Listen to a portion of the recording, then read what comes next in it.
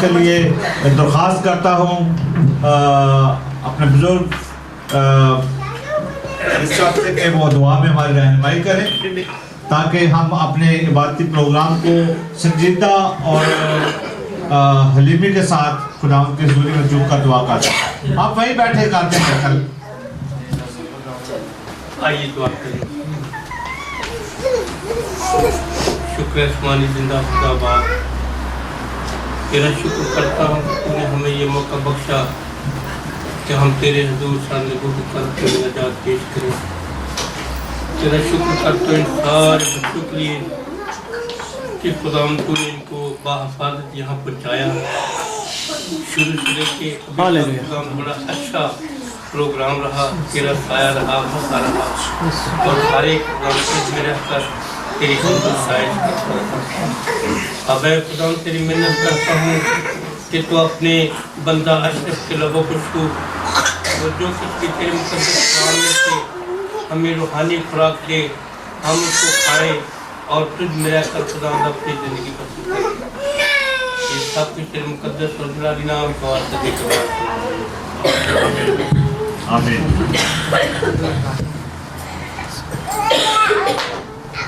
پالوس رسول فلپیوں کے خط میں اس کے دوسرے باب میں کچھ یوں ہمارے لیے بیان کرتا ہے کہ پس اگر کچھ تسلی مسیح میں اور محبت کی دل جمعی اور روح کی شراکت اور رحم دلی و درد مندی ہے تو میری یہ خوشی پوری کرو کہ یک دل رہو، یکساں محبت رکھو، ایک جان ہو، ایک ہی خیال رکھو، تفرقے اور بے جا فخر کے باعث کچھ نہ کرو بلکہ فروتنی سے ایک دوسرے کو اپنے سے بہتر سمجھیں.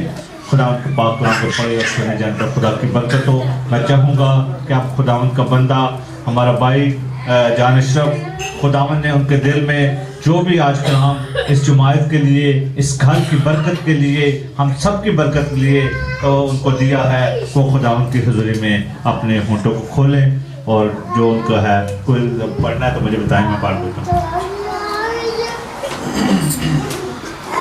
تمام عزیزوں کو سلام عرض کرتے ہیں کیونکہ یہ دوسرا بند کر دینا، یہ دوسرا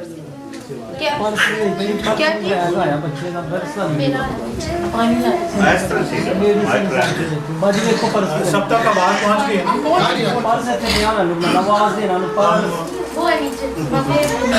پلیز ذرا توجہ فرمائیں.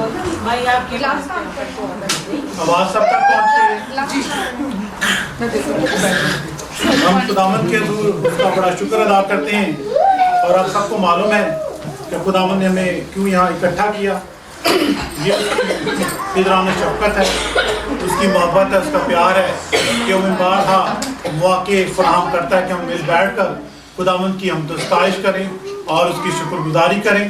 اور آج ہم بڑے خوشی کے ساتھ خداوند کا ہم نے زندہ کلام سننا ہے. جس طرح ہم نے اچھی خوراک، دنیاوی اچھی خوراک کھائی ہے، اسی طرح آج ہم نے اچھی خوراک جو کلام کو، جو ہماری روحانی غذا ہے، وہ کھانا ہے.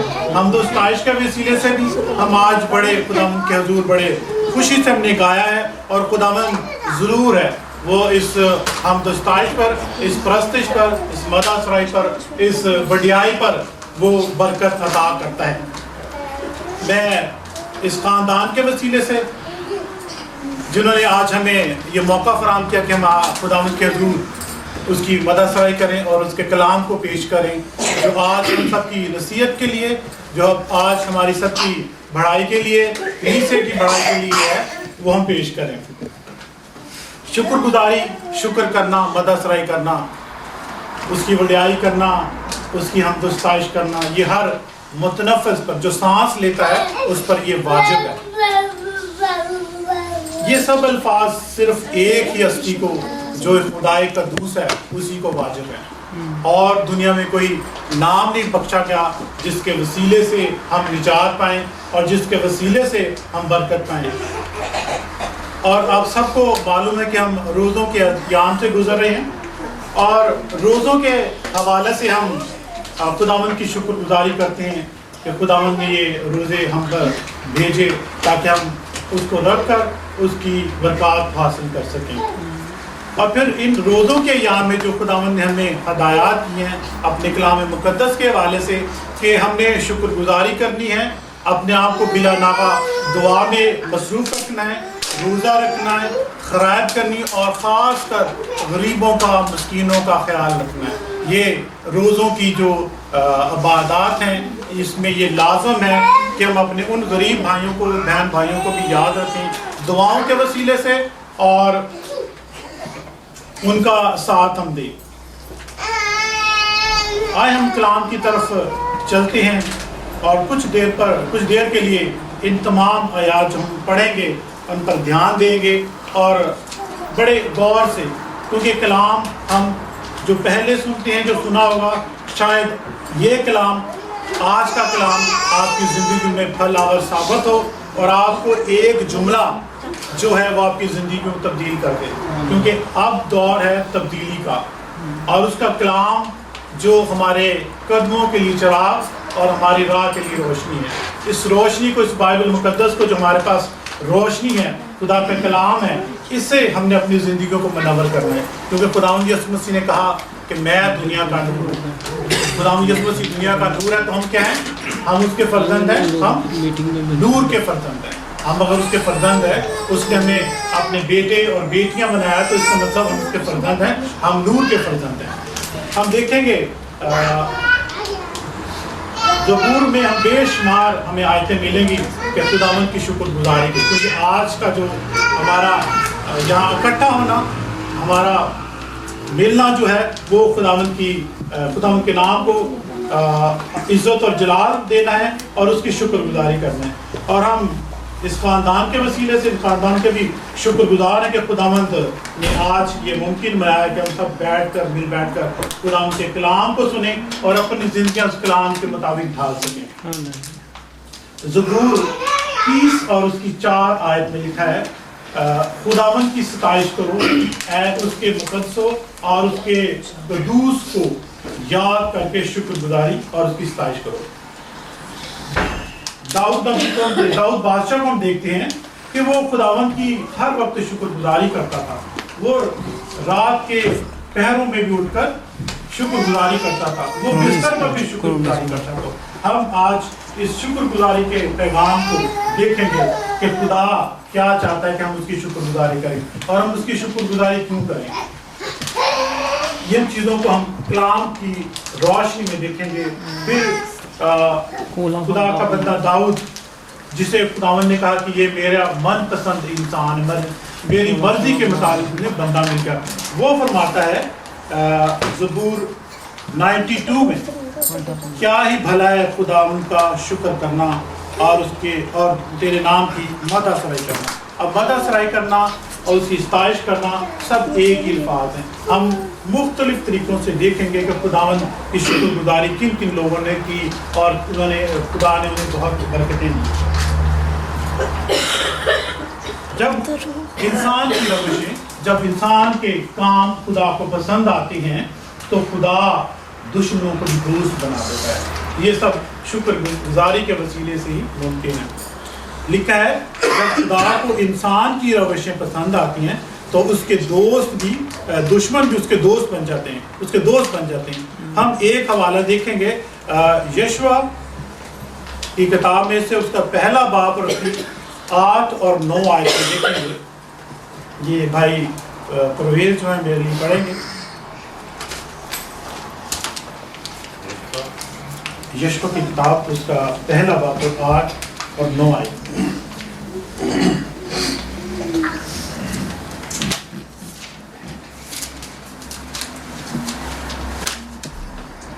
پیج نمبر 6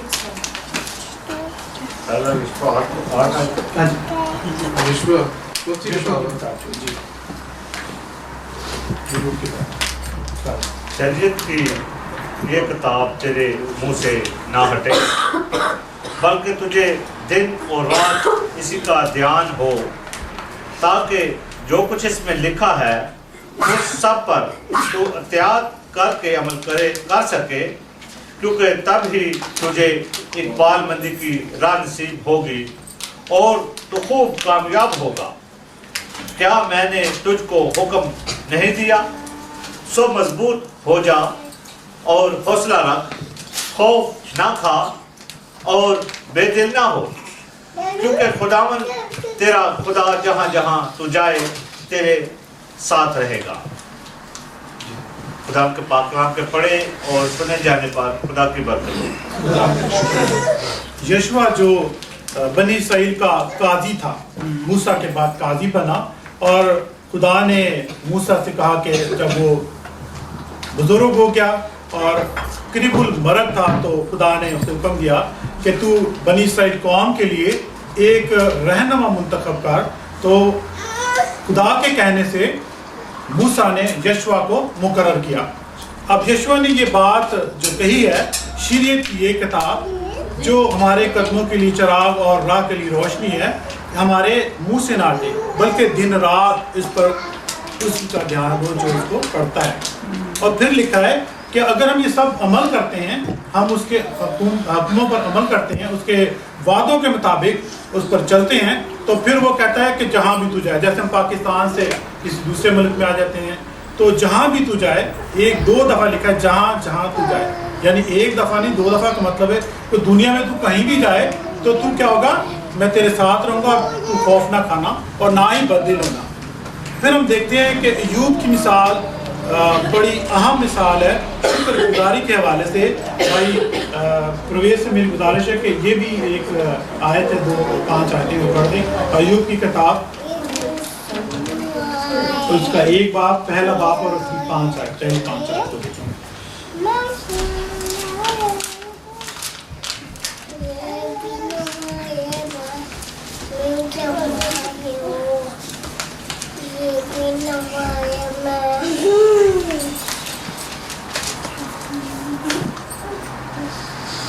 ایوب کی کتاب اس کا پہلا باب، پہلی 5 آیت پڑھیں گے۔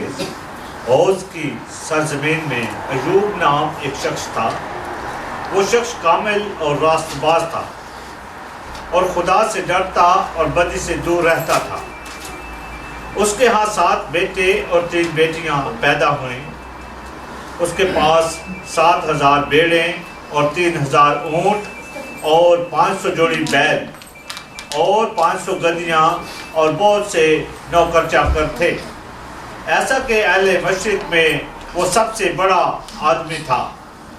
اس کے بیٹے ایک دوسرے کے گھر جایا کرتے تھے اور ہر ایک اپنے دل پر ضیافت کرتا تھا اور اپنے ساتھ کھانے پینے کو اپنی 3 بہنوں کو بلوا بھیجتے تھے، اور جب ان کی ضیافت کے دن پورے ہو جاتے تو ایوب انہیں بلوا کر پاک کرتا اور صبح کو سویرے اٹھ کر ان سبوں کے شمار کے موافق سوختنی قربانیاں چڑھاتا تھا، کیونکہ ایوب کہتا تھا کہ شاید میرے بیٹوں نے کچھ خطا کی ہو اور اپنے دل میں خدا کی تکفیر کی ہو۔ ایوب ہمیشہ ایسا ہی کیا کرتا تھا۔ خدا کا پاک کلام پڑھے اور سنے جانے پر خدا کی برکت ہو۔ خدا ان کا شکر ہو۔ یہ مثال ہم آج پوری دیکھتے ہیں کہ خدا ان لوگوں کو جو اس کے راست باز لوگ اس کے بندے ہیں، وہ ان کو بے شمار برکتیں عطا کرتا ہے، اس لیے کہ اس کا وعدہ ہے کہ جو اس کی شکر گزاری کرتے ہیں، اس کے ساتھ ملے رہتے ہیں، وہ ان کو برکات عطا کرتا ہے۔ ہم ایوب کی مثال یہ دیکھتے ہیں کہ اہل مشرق میں بہت امیر آدمی تھا، لیکن اس کے ساتھ ساتھ امیر ہونے کے ساتھ ساتھ وہ کیا کرتا تھا، وہ خدا سے ڈرتا تھا اور بدی سے دور رہتا تھا، یعنی وہ بدی نہیں کرتا تھا۔ اور پھر اپنے آپ کو تو اس نے پاک کر کے رکھا ہوا تھا، اپنے آپ کو اس نے بدی سے باز رکھا ہوا تھا، لیکن وہ چاہتا تھا جب اس کے بیٹے اور بیٹیاں آپس میں ضیافت کرتے تھے، ایک دوسرے کو بلاتے تھے، تو وہ شکر گزاری ان کی کرتا تھا، اور وہ دل میں یہ رکھتا تھا کہ میرے بیٹے اور بیٹیاں شاید کسی وجہ سے، کسی الفاظ کی وجہ سے یا کھانے پینے کی اشیاء کی وجہ سے کہیں خدا کی تکفیر نہ کر دیں، تو وہ ان کو بلا کر پاک کرتا تھا اور ان کی شکر گزاری کے لیے سوختنی قربانی چڑھاتا تھا۔ یہ ایک مثال ہمیں ملتی ہے کہ جب ہمارے پاس خدا کی دولت، دی ہوئی دولت ہوتی ہے، اس کی بے شمار نعمتیں اور برکتیں ہوتی ہیں، تو پھر